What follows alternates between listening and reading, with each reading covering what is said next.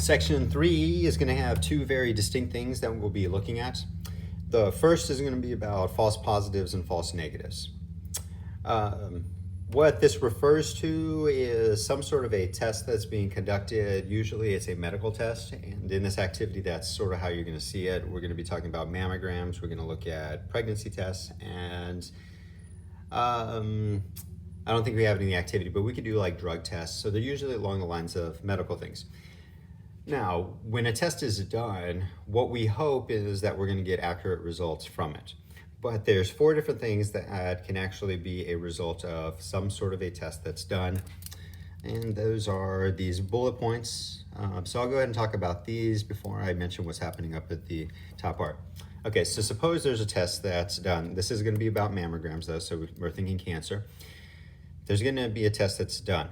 There's two things that we really would hope that are going to happen. We either hope that we get a true positive test or that we get a true negative test.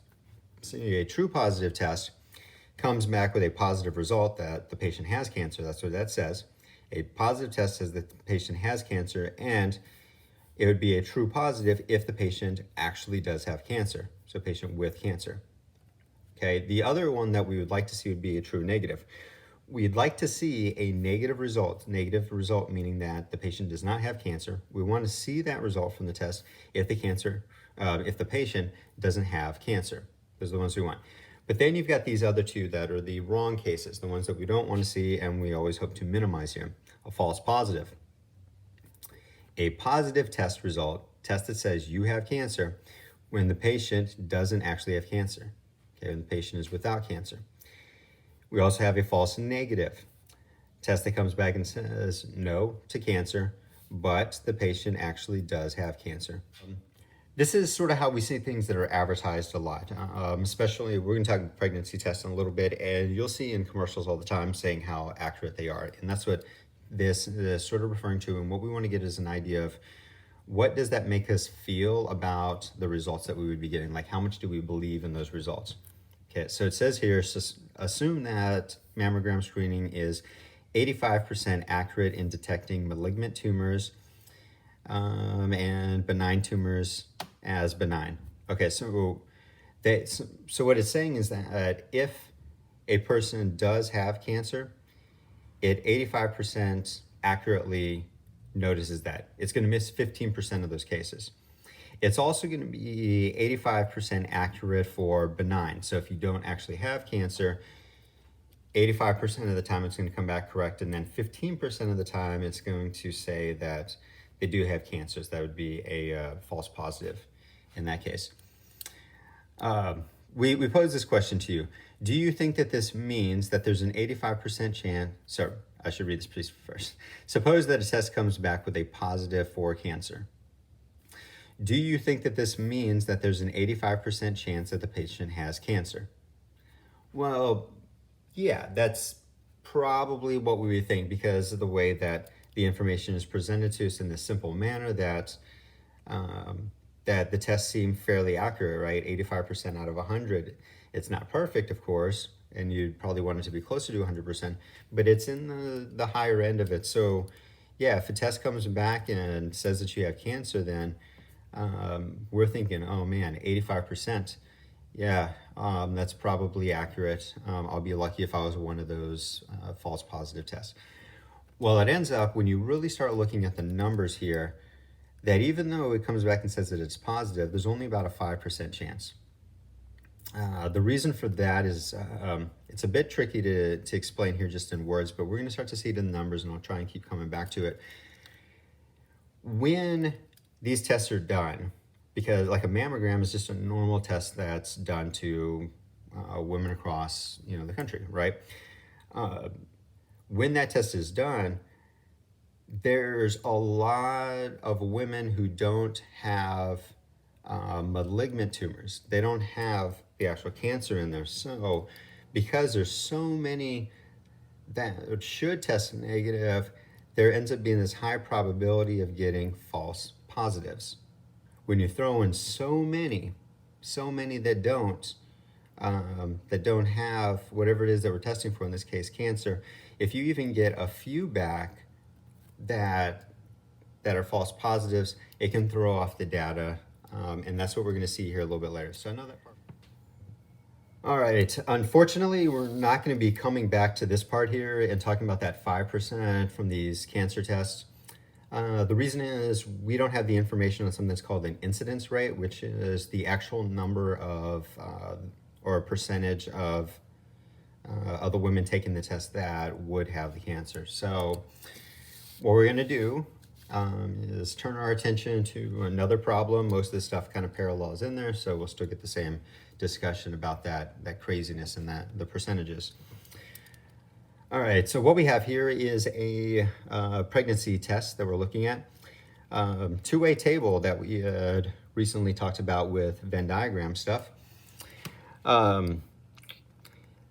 There's two things that we're looking at, and it creates, you can see here in the middle of it, you get your true positive, false positive, and all that stuff. There's two things that we're looking at. There's being pregnant and not being pregnant, like the real results, what's actually here. But then you've also got the test that goes with it. All right, and the test isn't going to always identify women that are pregnant, and a test isn't always going to identify women who are not pregnant.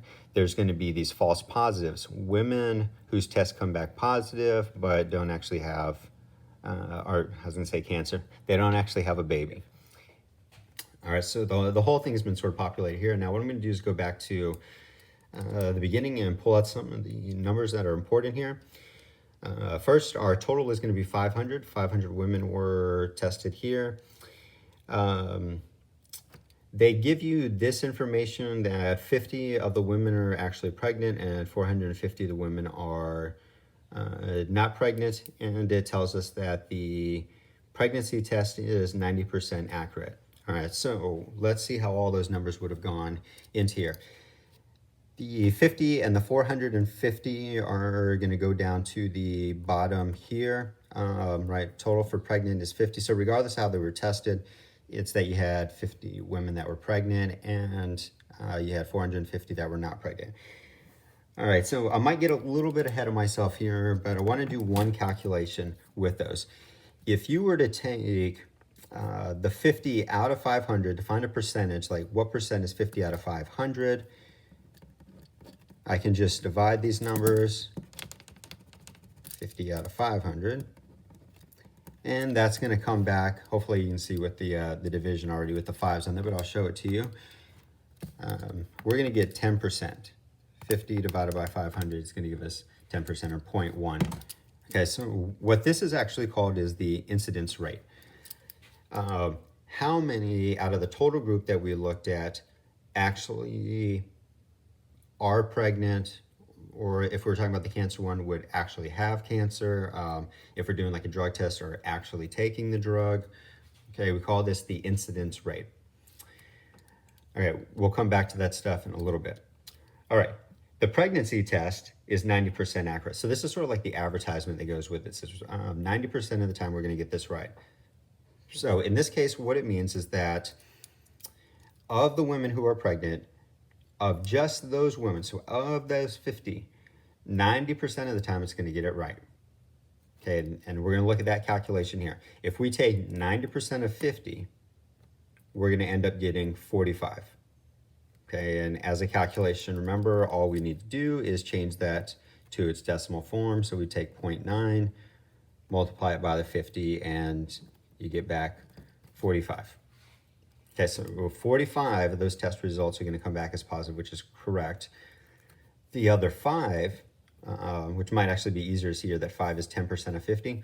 The other 5 are going to be false negatives. They're women who are pregnant, but it comes back saying that they're not. So that's where these two numbers come from. These numbers are done similar. Sometimes a test, its accuracy for being positive and its accuracy for being negative are different. In this case, they're just saying that there's a general like 90% for both categories, but you may see in some stuff a little bit later that you can actually have different accuracies depending on the two different categories that we have here. All right, so the math here is just going to mimic, though. You're going to take 90% of 450. That's just going to be 0.9 times 450.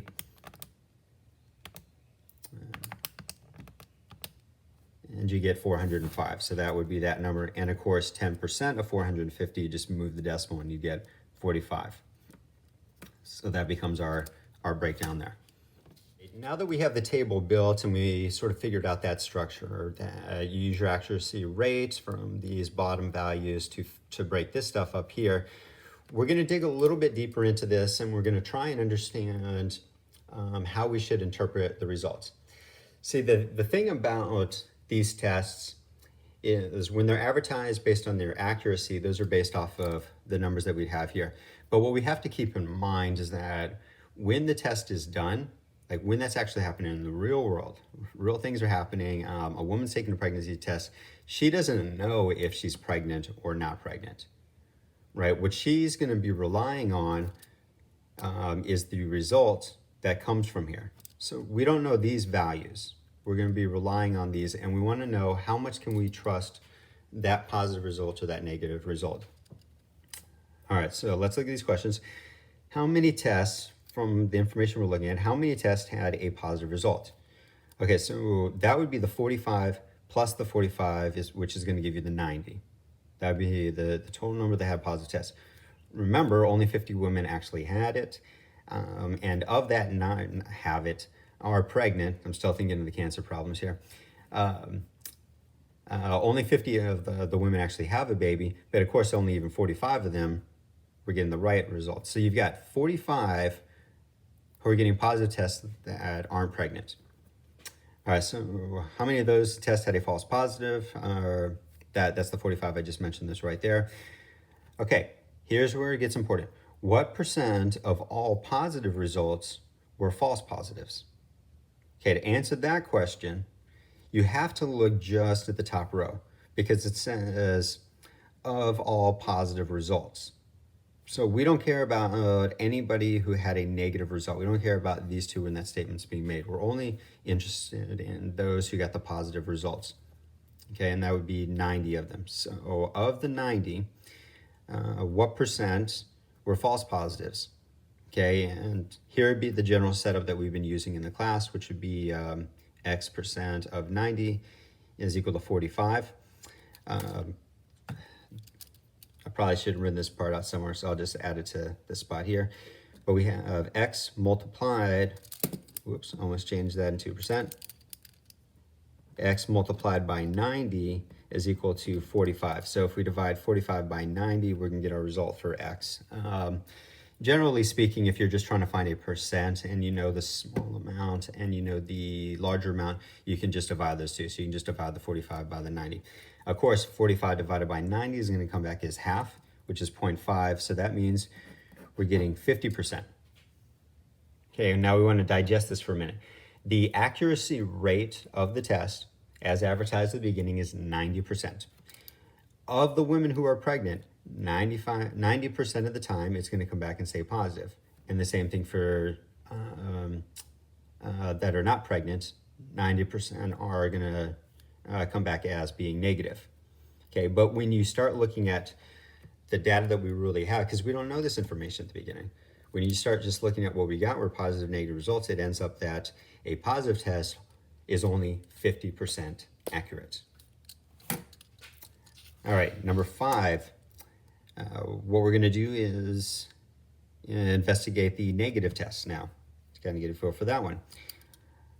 All right, how many tests had a negative results? That'd be 410. How many of those tests had false negative results? False negatives, oh, here they are right there. That would be 5. False negative, you get a negative, but actually we're pregnant here, okay? So only 5 of those. These are all correct negative results. These are all the ones that are going to be incorrect. All right, so if we do the same problem that we just did above, really all we got to do is take 5 and divide it by 410. It comes back as a very, very small number of 1.22%. So where we look at false positives, over here, the false positives, and you're comparing that to the accuracy rate, you're going to notice that that is much smaller than what our accuracy rate would have been on there. So we You can't be as confident as you want to be in the test with it.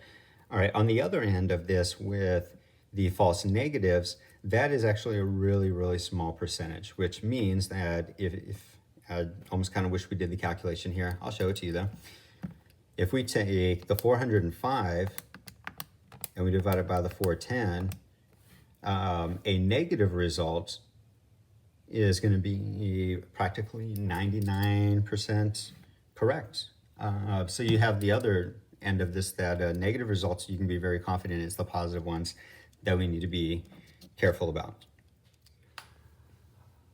All right, the second part for 3E, which is going to be Simpson's paradox, is another example of how we should be cautious about data that we're looking at.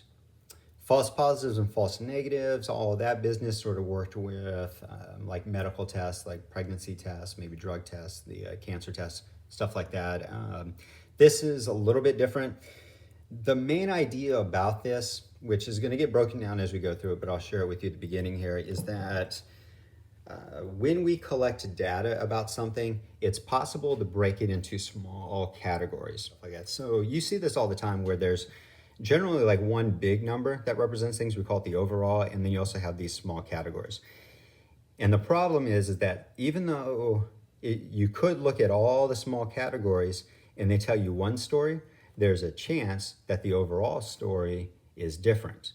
That's what Simpson's paradox is. A paradox is something that doesn't really seem to make sense, right? So our small categories could all lean to one conclusion. We're about to see it here. They all lead to one conclusion, but the overall tells a totally different story. And it's just a weird thing that happens in the numbers. And sometimes you can pinpoint where it's happening. Other times it is a bit confusing. All right, so to begin here, what we're going to do is look at a comparison between LeBron and Tony Parker. Part A, we are looking at the shooting average during the first half of a game. And part B, we're going to look at the shooting average during the second half of the game. By the way, they don't really have that many shots on there because I remember this is a problem from the textbook. But I think the writers of this one just changed the names to people that you'd recognize. So LeBron probably had more, he probably took more shots than 10 during the first half of the game. Anyhow, just in case you noticed that on there. All right, in the first half of the game, LeBron made 4 out of 10 attempts, and Tony got 1 out of 4 attempts. So if you calculate the percentages by just dividing those numbers, you get 40% versus 25%. We asked this question, who did better than during the first half? 40% is better than 25%, so LeBron, he did better.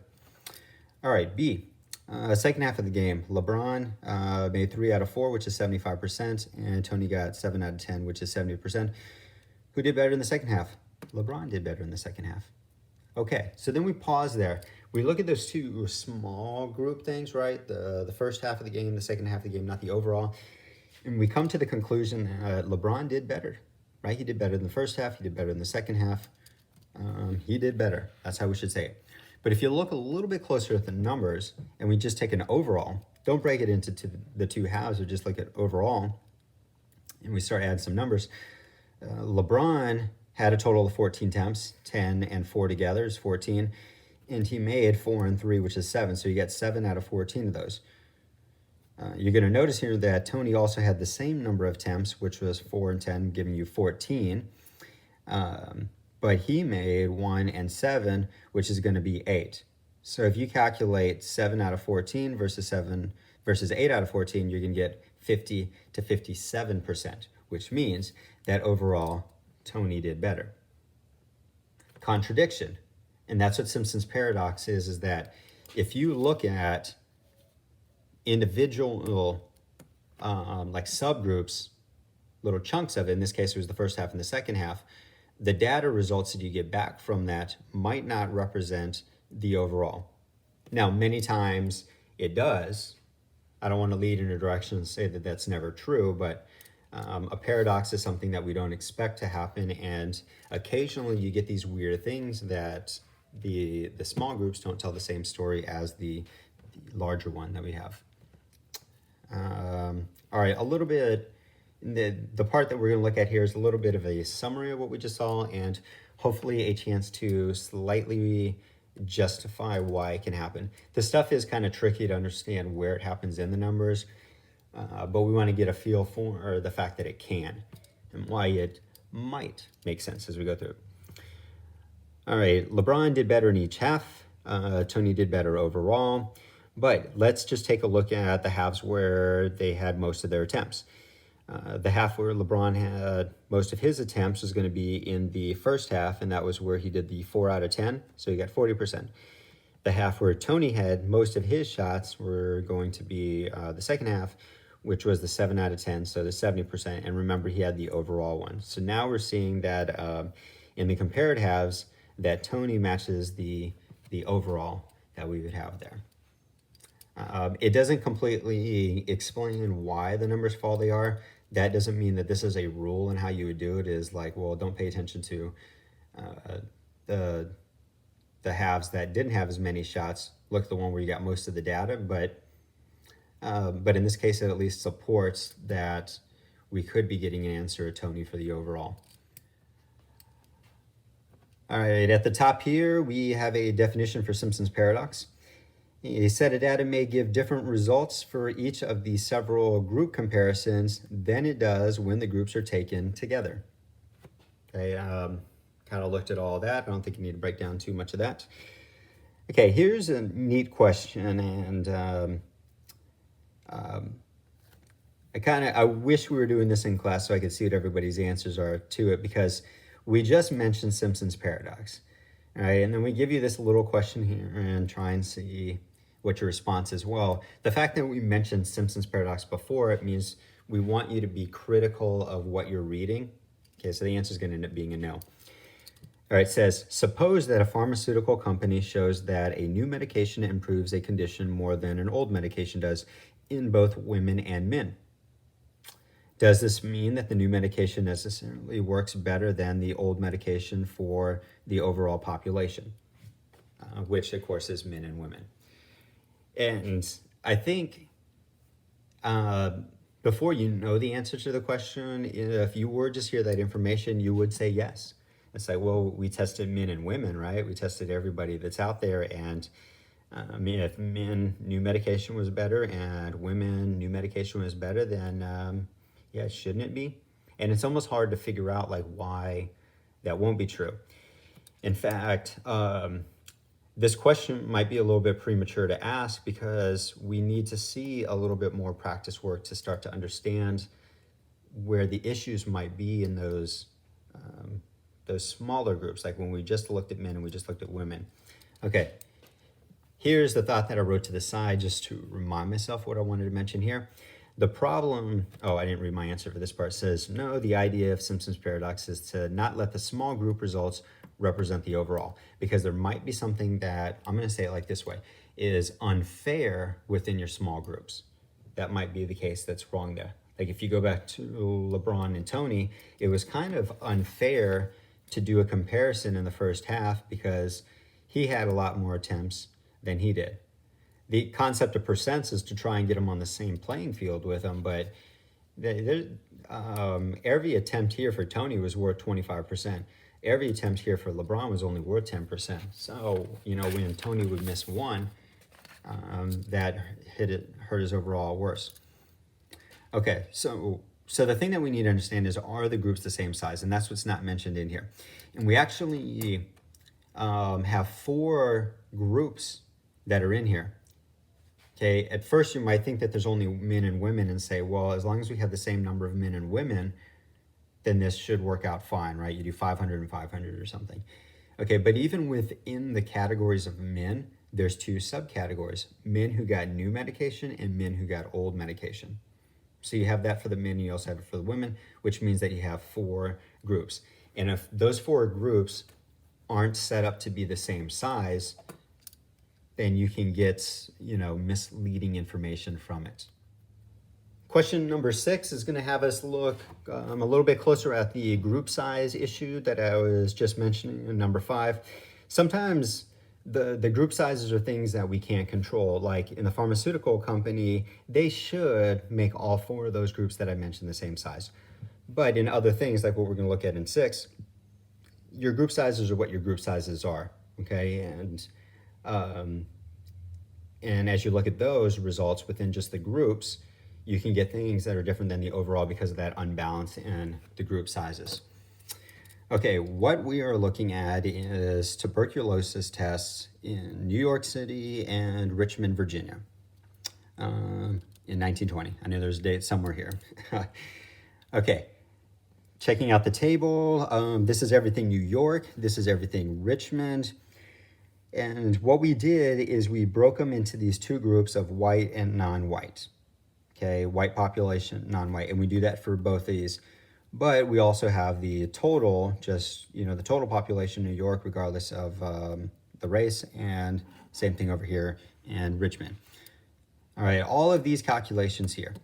These might be a little bit odd with all the decimals in it because we have super large numbers, but let me show you like where the decimal place is supposed to end up here. Okay, so the percent, they don't want to hear that, 0.18 that I'm getting, that is going to be the number of deaths of whites in New York City divided by the number of whites in New York City. So we're totally taking out non-white here. Anyhow, the numbers are pretty large, and when you divide it up, you get this. As a percentage, you're going to move that decimal spot over 2 spots, so it's like multiplying by 100, which is going to get you to here. And then I even had a little bit of rounding that I needed to do. That 6 is going to change the 9 up to like a 10, which is now going to make that an 8. So it does round off to that number. So there's a lot that's happening in the calculations. I want to share at least that one. The rest of these, 500 divided by 92,000, 8,900 divided by this, 130 divided by 81,000, and so on through the table, and that's how we get all the numbers. All right, now what we want to do is start looking at some comparisons here. Which city had the higher death rate for whites? Okay, so we're talking about whites here. That means you're only looking at the top row for each of these. A higher death rate, a rate is going to be referring to anything that's got the division, so that's a percentage number. That means that we're comparing these 2 numbers. That one is just slightly higher. Remember, this is less than 1%. It's 0.18%, but it is greater than 0.16%, so that's going to be New York City. Okay, if we look at non-whites, next question here. In New York, you've got over 0.5% here, 0.543. And over here, Richmond, you've got 0.34. Okay, so they both are higher than what we were just looking at. New York wins again. Not that that's a prize you want, but they have a higher death rate there. Okay, so if you were just looking at those 2 categories by themselves, you didn't have the total one, we would probably say, okay, the TB death rate in New York is worse than it is in Richmond. However, if you take the totals here, right, so you add everything down across, and now we're dividing the total deaths, regardless of race, by the total population. Look at the comparison that we get. Richmond's actually higher. Richmond's actually going to be higher in that one by a little bit, but now it changes the story, right? So you can talk about in New York having a higher death rate in whites, having a higher death rate in non-whites, but overall it tells us, the table tells us that Richmond had a higher death rate in general from TB. Okay, so now what we want to do is try and figure out where that's coming from. It's a comparison of those sizes of the groups that we have here. All right, and it's really coming from the non-white categories that we're looking at. That seems to be the biggest difference in the numbers here. Like these 2 are pretty darn close to each other, and there's a little bit more. Anyway, if you calculate the percent of non-whites in New York, that's going to be 92,000 divided by this number, and you're going to come back with 1.93%.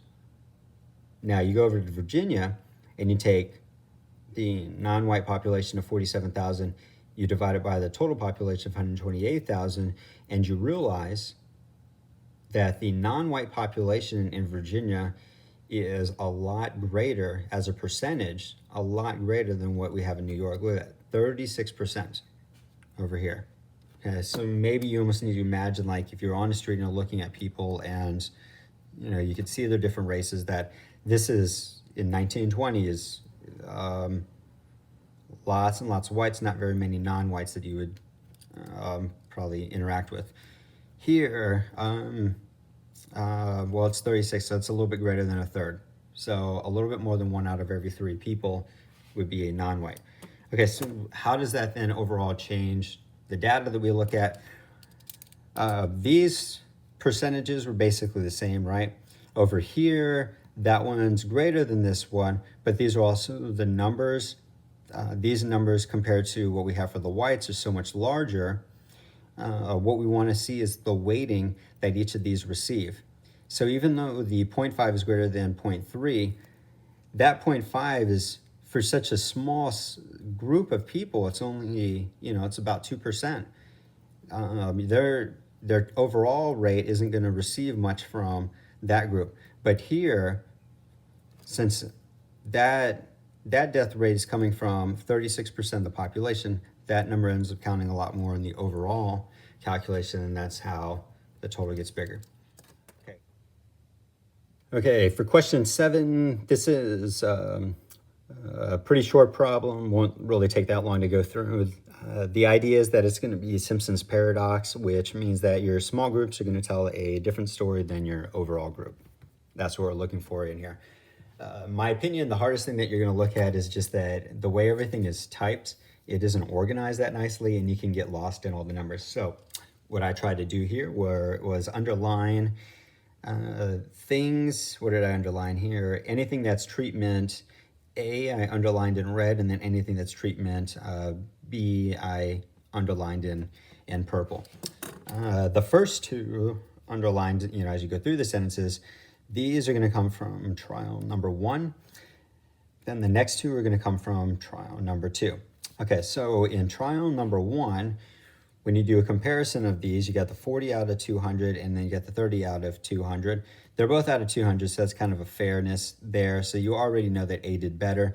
The percentages that went with them, the 40 out of 200 was the 20. I didn't want to underline that because it would get messy. Too many things underlined, but 20% versus the 15%. Okay, but we do see that treatment A did better in the first trial.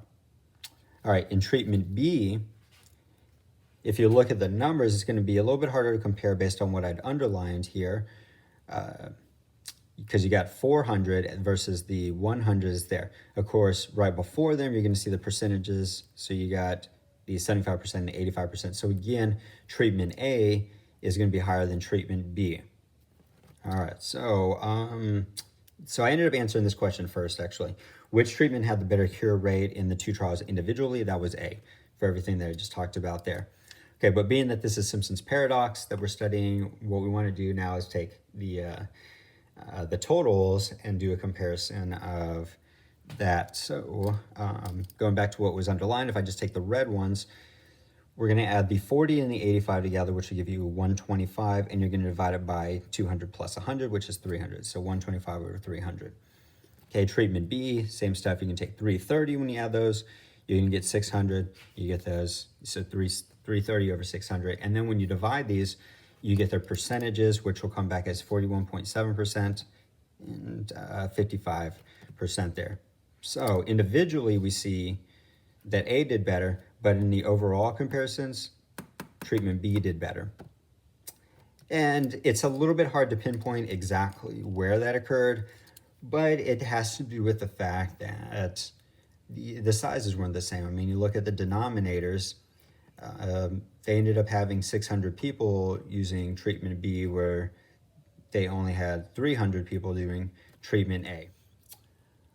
All right, in conclusion, we talked about false positive, false negatives, and Simpson's paradox. There might have been a lot of things that I talked about that weren't as clear as possible, because where this comes from, it's a bit confusing to understand that we expect one result based on how it's advertised with testing or based on looking at small groups, and we get back something that's a little bit different.